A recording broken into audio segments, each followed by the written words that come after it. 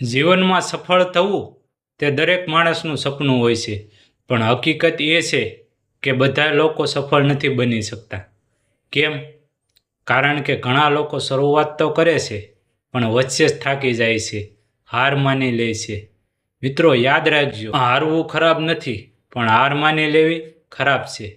જ્યારે રસ્તો મુશ્કેલ લાગે ત્યારે સમજજો કે તમે સાચા રસ્તા પર છો. કારણ કે સરળ રસ્તાઓ ક્યારેય મહાન નથી થતા. જીવનમાં બે પ્રકારના લોકો હોય છે.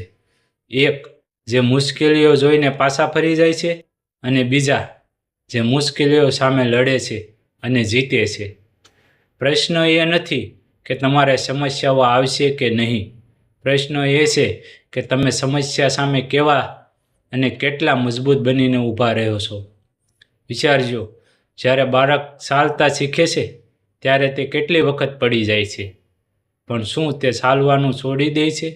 નહીં, તે ફરીથી ઊભું થાય છે, ફરી પ્રયાસ કરે છે અને આખરે ચાલતા શીખી જાય છે. પછી આપણે કેમ એક બે નિષ્ફળતા પછી હાર માની લઈએ છીએ?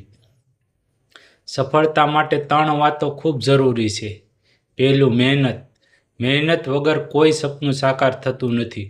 રોજ થોડું કરો, પણ સતત કરો. ધીરજ. કંઈ મોટું પણ એક દિવસ મળતું નથી. સમય લાગે છે, પણ જે રાહ જુએ છે તે જીતે છે. અને ત્રીજું છે આત્મવિશ્વાસ. જો તમે પોતાના પર વિશ્વાસ નહીં રાખો તો દુનિયા કેમ રાખશે? જીવનમાં ઘણા લોકો તમને કહે છે કે તું નહીં કરી શકતો, પણ યાદ રાખજો, એ લોકો તમારી શક્તિ જાણતા નથી કે તમે જાણો છો. તમારા સપનાઓ માટે લડવું પડે, ક્યારેક એકલા પણ લડવું પડે. જ્યારે કોઈ તમારી સાથે હોય ત્યારે પણ આગળ વધતા રહેજો, કારણ કે અંતે સફળતા એ જ વ્યક્તિને મળે છે જે ક્યારેય રોકાતો નથી.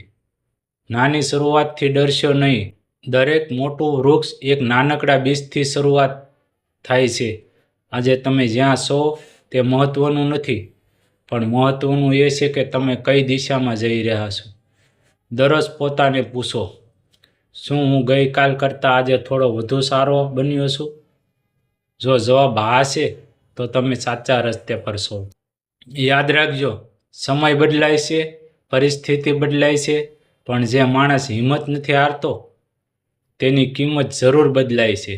અંતમાં એક વાત, જીવનમાં તમે કેટલી વાર તોડી નાખશે, પણ તમે ફરી ઊભા થાઓ એ જ તમારી સાચી જીત છે.